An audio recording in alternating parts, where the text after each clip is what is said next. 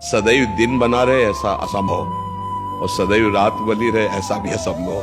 तो इसीलिए भगवान ने अर्जुन जी से कहा, तुम युद्ध करो, सुख दुखे समय कृत्वा लाभा लाभो जया जय। जय हो या पराजय हो, लाभ हो या हानि हो, सुख या दुख, अपने कर्तव्य से नहीं डिगना, अपने कर्तव्य का पालन करते रहना चाहिए। भगवान ने कहा, यदि विजय प्राप्त करते हो तो भूमि का राज्य, अगर शरीर छोड़ते हो तो स्वर्ग का राज्य।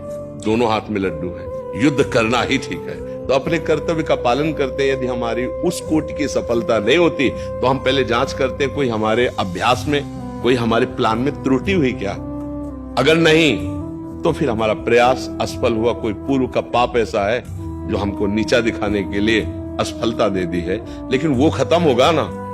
अब हम खुद प्रयास करते हैं, हमें हारना नहीं है। देखो, गलतियां तो हमसे होती रहती हैं, पूर्व जन्म में हुई हैं जो एकत्रित है, और इस जन्म में भी हमसे ऐसे पाप हुए जिनका हमने कोई प्रायश्चित नहीं किया, जिनको कोई नहीं जानता है। लेकिन वो कर्म नष्ट तो नहीं हो गया ना।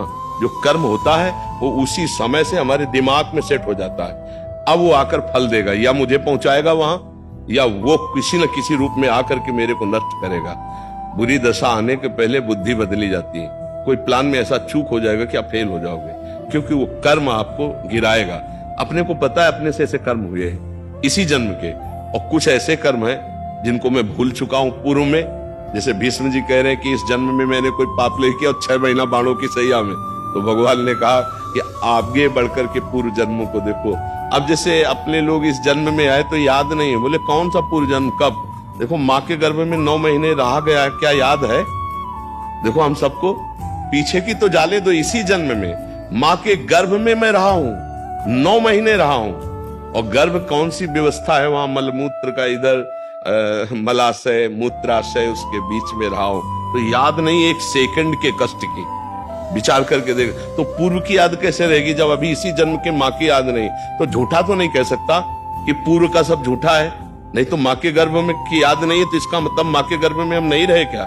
रहे, लेकिन मुझे याद नहीं है। ऐसे पूर्व जन्म में होगा, क्योंकि मैं अविनाशी हूं, ये शरीर विनाशी है। तो पूर्व में भी कोई पाप हुए होंगे तो भोगना तो हम ही को पड़ेगा ना। शरीर कुछ भी बदल ले, भोगना तो, कपड़े कुछ भी आप बदल लो, अगर अपराध किए हो तो आपको दंड भोगना पड़ेगा। तो अब वो वेश तो वो है, ऐसे वेश तो पुरुष का आ गया, इस रूप का आ गया, लेकिन इसके अंदर जो बैठा जीवात्मा है वो किसी और शरीर से पाप किए है, तो भोगना तो उसी जीव को पड़ेगा। शरीर भले अलग है लेकिन दंड तो उसी को मिल रहा है ना। अब आप अपने को नहीं जानते, आप अपने को शरीर मानते हैं, इसीलिए लगता है मैंने तो कोई पाप नहीं किया। लेकिन आप नहीं, आप शरीर नहीं है। आप जो अंदर पावर है, वो पावर वहां भी वही था और यहां भी यही है, केवल शरीर बदल चुका है। तो इसलिए हमें बहुत धैर्य पूर्वक रहना चाहिए। असफलता हमारे ही किसी कर्म का परिणाम है और सफलता हमारे ही कर्म का परिणाम है। तो फिर ईश्वर का भजन किस काम का? इन सफलता और असफलता दोनों से बड़ी एक सफलता है जिसे भगवत प्राप्ति कहते हैं, जिसे समता कहते हैं, जो दुख और सुख में भी तुम्हें डिगने नहीं देगी। वो भजन है जो इस जन्म में हम ऐसा कर ले कि हम ऐसे महान बन जाएं कि मृत्यु का भी न भय रह जाए, न हार का भय रह जाए, न लौकिक सुख का भय रह जाए।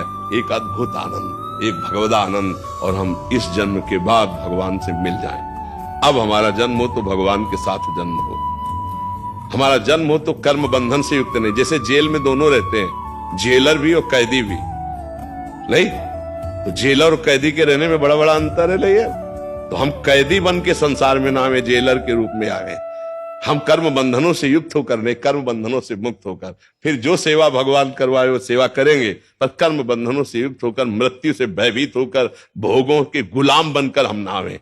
अभी हम भोगों के गुलाम, जो भोग चाहता है, काम क्रोध लोभ मोह मद मत्सर, ये हमको रौंदे दे रहे हैं। ऐसा नहीं, तो हम भजन के बल से ऐसे महान बने कि हम अपने मन को अधीन कर ले।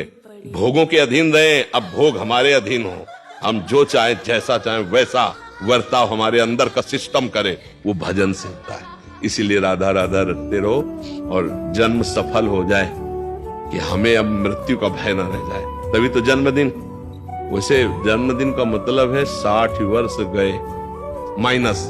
ले अब कितने मुझे पता नहीं ला फल का नहीं पता। हाँ, तो इसीलिए मुझे लगता है राधा राधा राधा राधा नाम जपते रहो, और जितना प्रयास जब तक जीवन है अब निराश होकर थोड़ी बैठना है। जब तक जीवन है मैं अपने कर्तव्य का पालन कर। महाराज जी 12 साल पहले पत्नी चली गई कैंसर से और 1 साल पहले बेटी भी चली गई कैंसर जी। सिर्फ ये बेटा ही नहीं संभाला, यही सब। हाँ, भगवान किसी न किसी रूप में सहयोग तो कर ही रहेला। अब आनंदित रहियो, खूब नाम जप करते रहिए।